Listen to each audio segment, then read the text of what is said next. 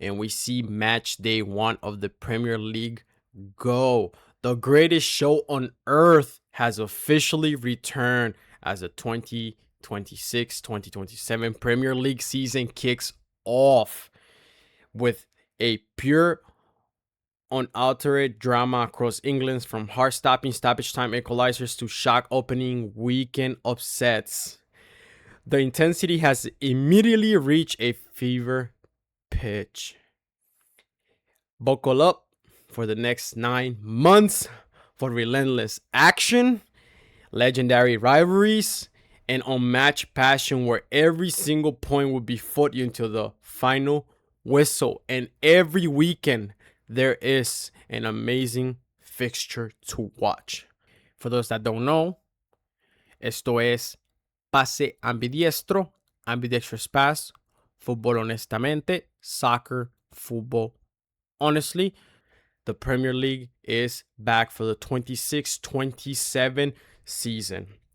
And of course, drama, dilemma is always part of this. So, match day 1 of the 26-27 Premier League season is here. Headline grabbing moments highlighted by newly promoted Hull City stunning Manchester United 2-0 and triggering instant hot takes about United's lingering structural flaws. Meanwhile, defending champions Arsenal laid down an emphatic marker by sweeping aside Coventry City 3-0, reinforcing their status as formidable title favorites. And in St. James Park, witnessed late drama as Liverpool savaged a 2-2 draw with a 99th minute Dominic Szoboszlai penalty against Newcastle, raising early debates over both sides' defensive resilience under late pressure. Manchester City also flirted with danger before the 90th minute. Joško Guardiol, winners secure a narrow 2-1 victory over Bournemouth, showing resilience but exposing rare early vulnerability. Finally, Brighton's 4-0 dismantling of Aston Villa sparked bold claims that the Seagulls could crash the top 4 this season, while Villa's early meltdown served as the weekend's biggest warning sign at the moment. Again, it's only the first match day. Yes, fans want their teams to win. We don't focus on points right now. Points look to start to create some type of leverage when there is already 10 to 12 games played. You can start seeing how the league table starts building. But for now, we will focus on, of course, some of these games. And this season, we will change something, which we'll be focusing on 5 good games, getting into it. Of course, summarizing the game and see what talking points those top 5 games create every match day. But as we know, this Premier League had 3 new clubs promoted. Coventry City, promoted as Championship champions. Coventry returned to the top flight for the first time since 2001 relegation. Managed by Frank Lampard, they broke a quarter-century absence behind disciplined tactical structure and fluid transition attack. Coventry faced the immediate challenge of transitioning from controlling matches in the Championship to spending long spells in low defensive block against elite attacks. They will rely heavily on direct counterattacks and set-piece efficiency to scrap points, making home matches at Coventry Building Society Arena critical to their survival hopes in this Premier League. Relegation battle candidate, but capable of taking points of mid-table teams if their defensive shape holds up through the season. Then we have Ipswich Town returning to the Premier League after a rapid bounce back from Championship. Ipswich earned automatic promotion alongside Coventry under new manager Gary O'Neill, who replaced Kieran McKenna over the summer. They boast an aggressive high-pressing identity. O'Neill prefers an energetic front foot style over passive low block defending. Expect high-intensity pressing and quick vertical transitions from this team. Playing an expensive style in the top flight often expose backlines against top six opposition, which could lead to high scoring, chaotic fixtures for this team. The most likely of the promoted trio to play attractive open football, but their survival will hinge on whether their risky, heavy system can tighten up defensively. Then we have Hull City. Hull City secured their Premier League return through the EFL Championship playoffs, defeating Middlesbrough 1-0 at Wembley Stadium, led by manager Sergej Jakirovic. They enter the top division for the first time in 9 years. Jakirovic favors physical, highly organized 4-2-3-1 setup that excels at frustration opponents and suffocating space in the central channels. As demonstrated by their match day, their first match day upset with over Manchester United, Hull possesses defensive grit and set piece lethalness to pull off surprising results against top tier sides that we saw in this game on match day 1. Best position among the newcomers to grind out ugly functional points.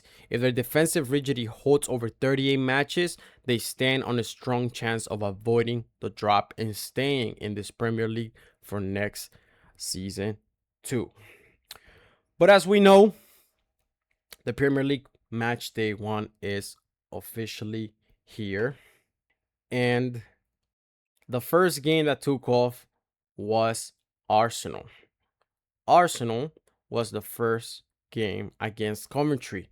Defending champions Arsenal kicked off the new Premier League season of the match in Emirates Stadium against promoted Coventry City. The Gunners controlled the tempo from the opening whistle and broke down the visitors' low block. 3 goals to score. The match reflected Arsenal's comfortable dominance in attack. Coventry struggled to just test the home defense, failing to register a response in this game, and Arsenal closed out a routine victory to launch their campaign. Again, let's go really quick. Last season, Arsenal only had a few games that they won by 3 or more. It was only 4 or 5 games. This is the first game where Arsenal wins 3-0. Again, yes, Arsenal did win games last season, but they were those type of games where they were greedy. They will score and close themselves and just move the ball defensively as much as they could and just hold the tempo to the game.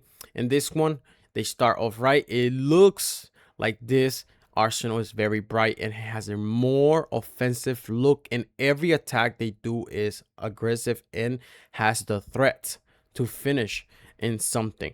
But Martin Odegaard orchestrated Arsenal's attack from the midfield, capping off the masterclass performance with a second half goal. New signing Tossolis also earning instant praise from the home crowd with a constant threat on the left wing. This guy has made that Trossard void not even be known or felt.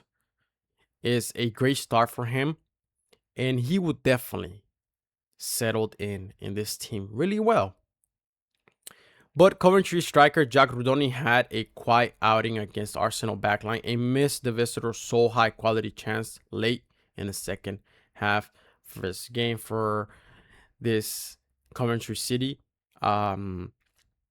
Yes, they have to adapt. Yes, Frank Lampard did a great job with this team last season in the championship, but now it's time to test more competitive sides to see if Frank can get this team together to compete and stay in the Premier League after so long of not being able to compete in the Premier League.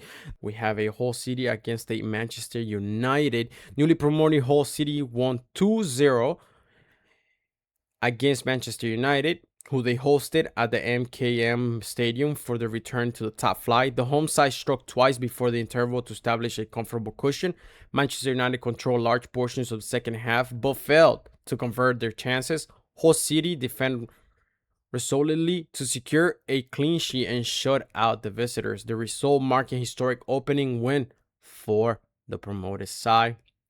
Defender Semi Ajayi set the tone for newly promoted Hull City by powering home an early header from set piece and turning in a relentless defensive display. Goalkeeper Solakis was also brilliant, making 5 saves to preserve the clean sheet.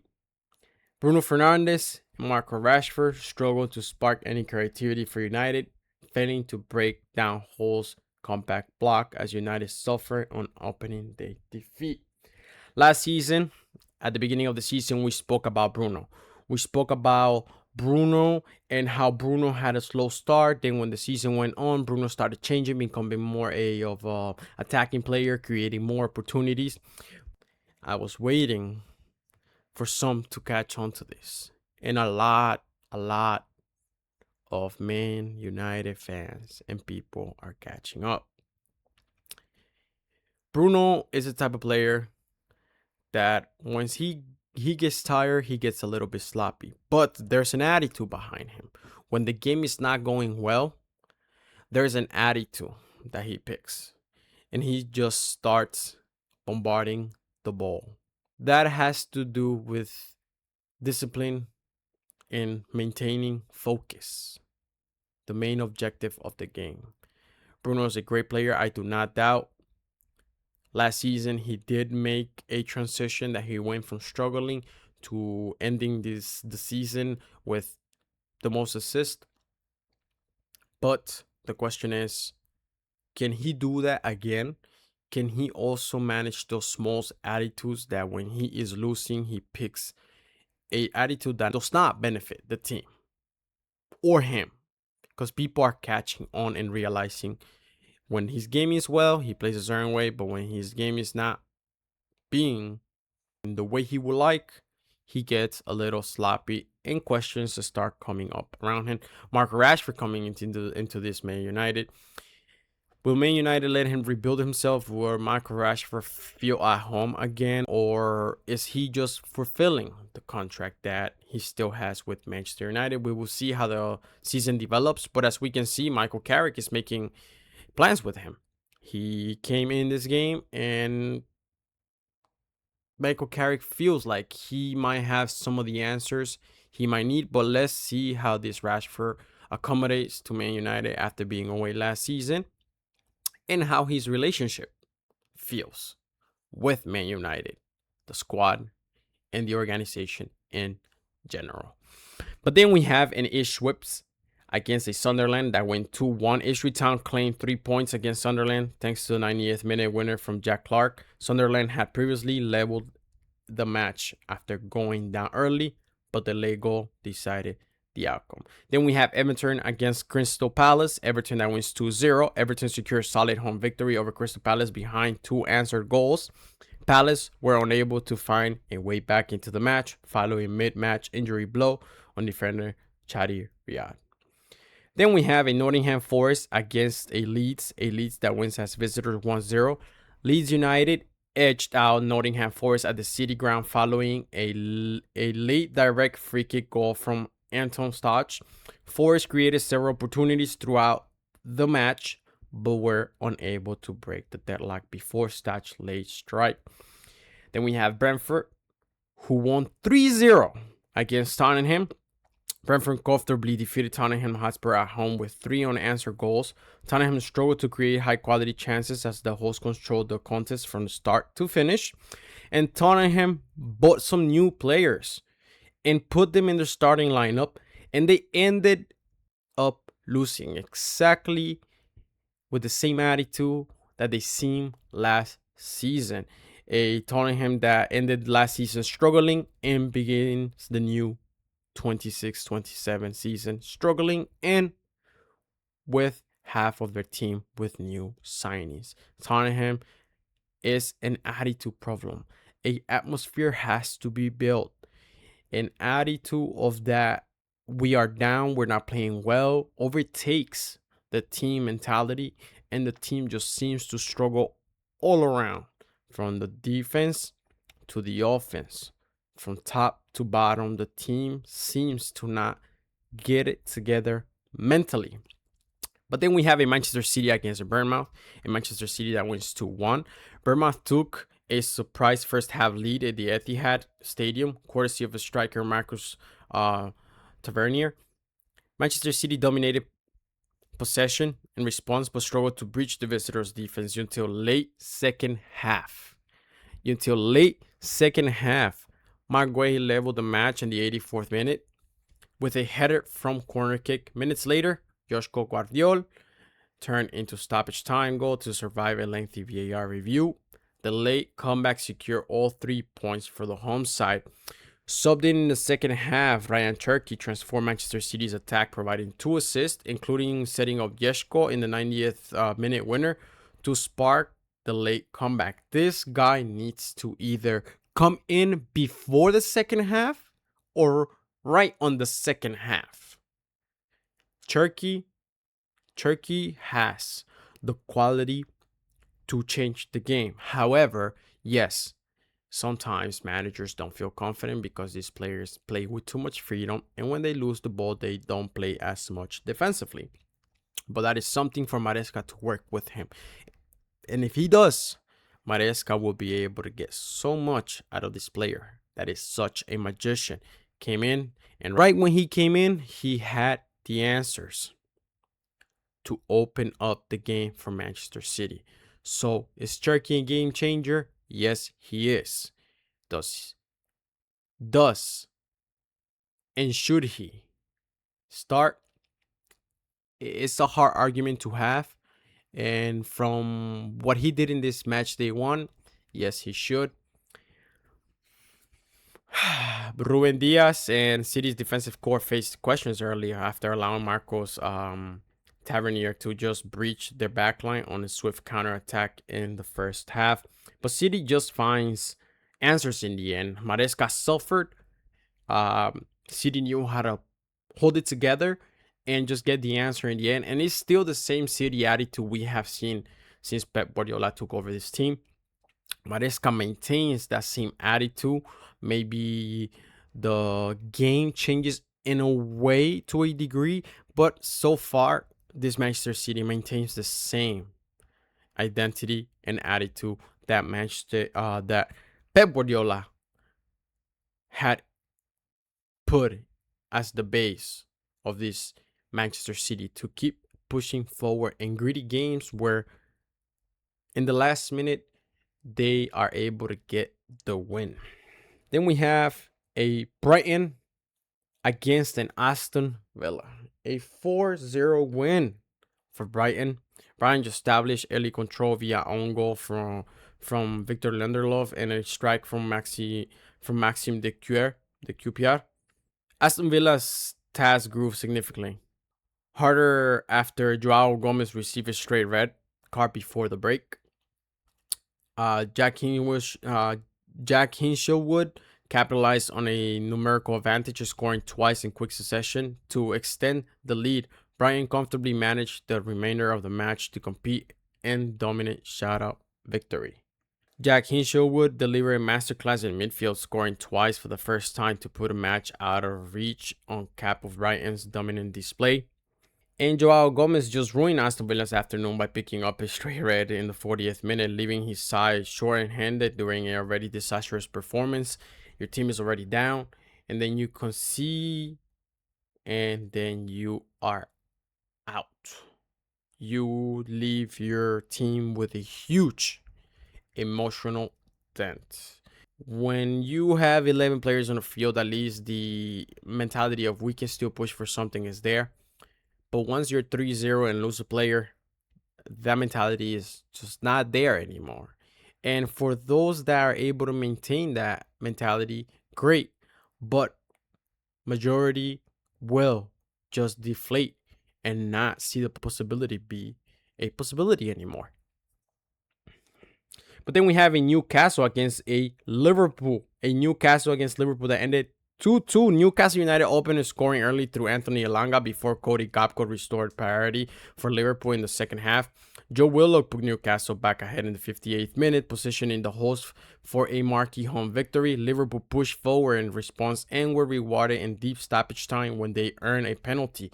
Dominic Szoboszlai converted a spot kick in the 99th minute to salvage dramatic draw, and Dominic doing his own thing again. This guy is just, he's comical to watch. But that's what football is, and some hate it, some love it. I'm just here to watch and enjoy it. But the two clubs split points in an intense encounter at St. James Park. Elanga made an instant impact on his competitive game, on this competitive home game for Newcastle, opening the scoring inside 4 minutes with explosive pace and directness. For Liverpool, Dominic Szoboszlai displayed ice cold composure under immense pressure by converting the 99th minute equalizer from the penalty spot. And then Nick Pope just drew criticism for Newcastle's defensive collapse in the late stoppage time, as the Magpies failed to manage the final minutes and surrender a win at home. But this Newcastle gives off that they are going to be a problem playing at home. They have resilience, grit, and they are able to get the wins at home. Last season, it was one of the very few teams that lost just a few games at home, and it's looking like they can do the same this season. But then we have the last game of this match day 1 of the Premier League. Fulham against Chelsea, a game that ended 3-2 in favor of Chelsea. This game, for a lot out there, is the what could have been Real Madrid match. Arbeloa, who is a former Real Madrid manager, and Xabi Alonso, who was the manager before Xabi Alonso. Apologies.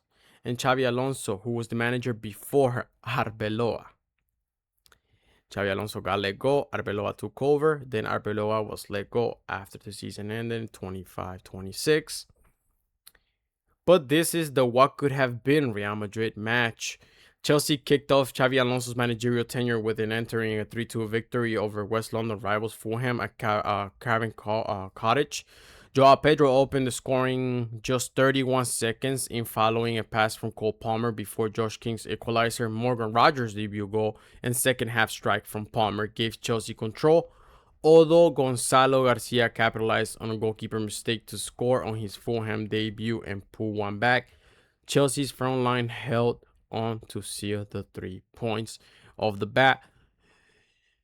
Joao Pedro is back like he never left, and he is on the same path that he was last season, and hopefully he has a better season, because he does look like he has the quality to be top at least 3 scorer of this Premier League, or maybe top scorer of this Premier League. This guy has the quality to be able to play and be the starting number 9 and central forward for Chelsea at all times.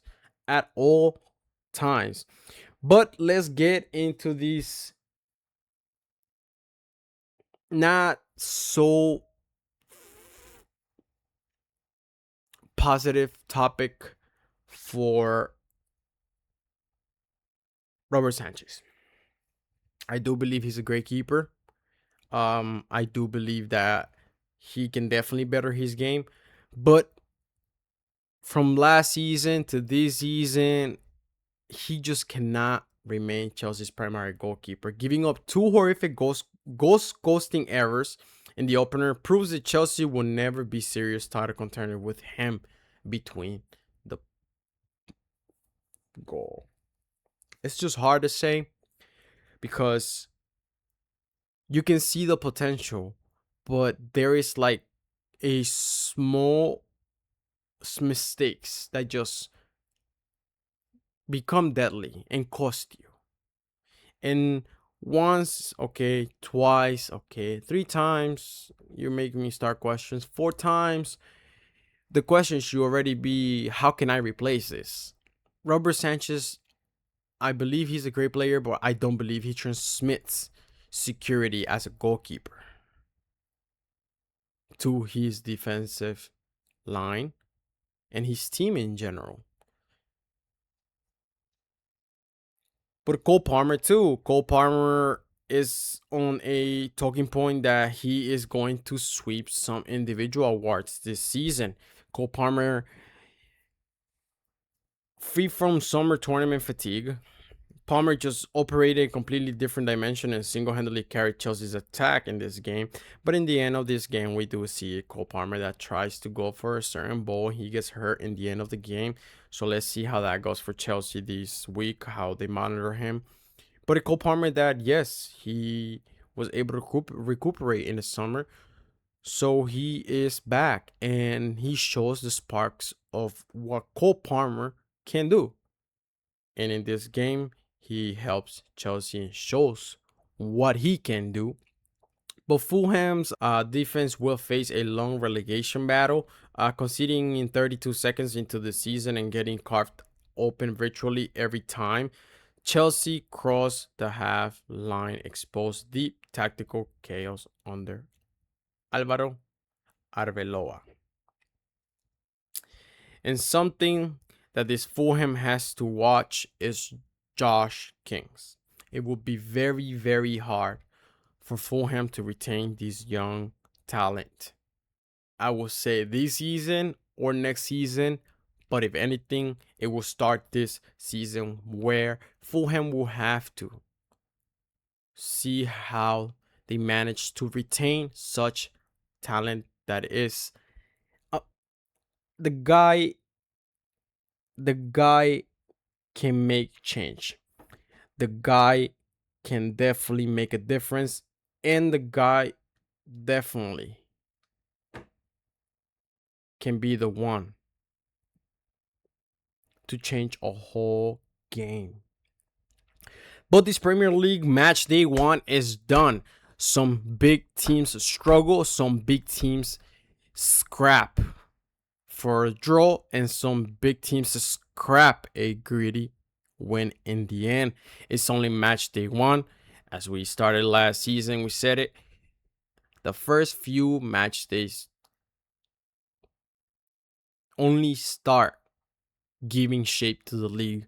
After the 10th to 12th match day, the table takes shape, and then you can start looking and judging in which direction each team is going. But even then, things may change in the middle of the season. That's how football is, and that's how football will always. But as De Gea says and said, it is not how it starts. It is how it ends. Very true, but fans always want to win. Premier League match day 1 is here. And like Patrice Evra says, I love this game. Premier League is back. Premier League is finally back. For all of those football lovers around the world, the Premier League is here. Football is back like it never left. Some new talent and new teams, new managers, new faces. We will see where this season goes. But the first match day is here for this Premier League. For those that don't know, esto es Pase Ambidiestro, Ambidextrous Pass, Fútbol Honestamente, Soccer, Football Honestly.